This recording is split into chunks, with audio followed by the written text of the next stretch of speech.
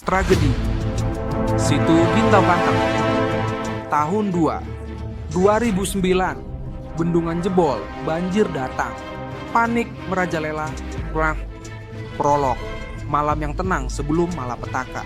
Bayangkan lu lagi tidur nyenyak, mungkin lagi mimpi dapet rezeki nomplok atau jalan-jalan ke Bali gratis.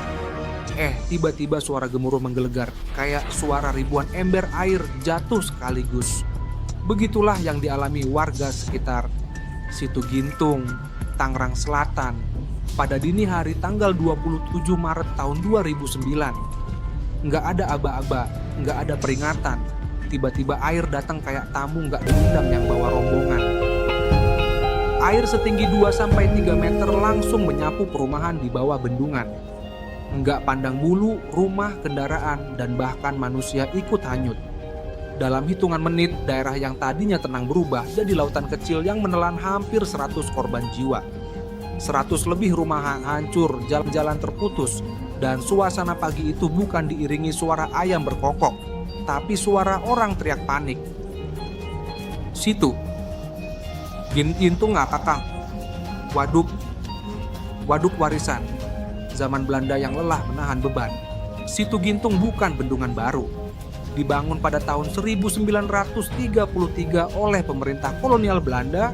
Awalnya waduk ini berfungsi sebagai penampungan air untuk irigasi pertanian. Waktu itu kapasitasnya mencapai 1.100.000 meter kubik air. Cukup besar untuk zaman itu, tapi juga cukup tua untuk zaman sekarang. Selama lebih dari 70 tahun, bendungan ini nggak banyak mengalami perawatan serius. Ya, mungkin ada tambal sana-sini, tapi perbaikan besar nggak ada. Ditambah lagi, urbanisasi bikin daerah sekitar makin padat. Air yang harusnya buat irigasi malah dipakai buat kebutuhan lain. Sementara hujan deras terus-menerus makin menekan tanggul yang udah rentak. Warga sekitar sebenarnya udah lama was-was. Banyak yang bilang kalau tanggulnya mulai retak, airnya makin tinggi, dan risiko jebolnya makin besar. Tapi kayak kebiasaan lama, laporan warga seringkali dianggap angin lalu. Sampai akhirnya hujan deras berhari-hari mengisi waduk sampai penuh. Dan pada dini hari itu, jebret, bendungan nggak kuat lagi nahan beban. Detik-detik kengerian, dari ngorok ke panik dalam hitungan detik. Jam 2 pagi, sebagian besar orang masih terlelap. Tiba-tiba mereka terbangun bukan karena mimpi buruk, tapi karena suara yang nggak biasa. Ada yang kayak suara gemuruh petir, ada yang mirip suara pesawat jatuh, dan ada yang langsung ngerasa rumahnya mulai kebanjiran sebelum sempat bangun sepenuhnya. Air yang keluar dari tanggul jebol langsung meluncur deras kayak tsunami mini. Kecepatannya sekitar 100 km per jam. Dan daya rusaknya nggak main-main. Rumah-rumah langsung hancur kayak kartu domino. Mobil-mobil ikut terseret, bahkan ada yang naik ke atas pohon. Warga yang berusaha menyelamatkan diri harus lari secepat mungkin ke tempat lebih tinggi. Nggak ada waktu buat selamatin barang-barang berharga. Yang penting nyawa dulu. Orang-orang teriak minta tolong. Tapi dalam kondisi seperti itu, siapa yang bisa nolong siapa? Air terlalu deras dan gelapnya malam bikin semuanya makin sulit. Banyak yang akhirnya terseret arus karena nggak sempat menghindar. Yang selamat pun harus naik ke atap rumah, pohon, atau apapun yang bisa dijadikan pegangan. Pagi yang menguak kesedihan, evakuasi dan kesadaran terlambat. Begitu matahari terbit, barulah terlihat seberapa parah bencana ini. Jalanan yang biasanya ramai aktivitas berubah jadi sungai darurat. Bangunan yang tadinya kokoh tinggal puing-puing.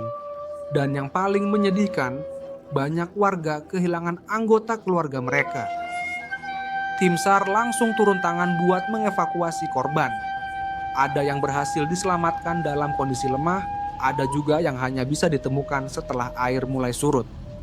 Tangisan, teriakan, dan suasana duka menyelimuti lokasi kejadian. Banyak yang mulai sadar, ini bukan cuma bencana alam, tapi juga akibat kelalaian manusia. Tanggul Situ Gintung udah tua, retaknya udah kelihatan sejak lama, tapi tindakan pencegahannya minim.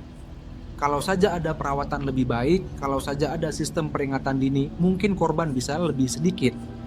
Pasca bencana, apa yang berubah? Setelah tragedi ini, pemerintah langsung bergerak.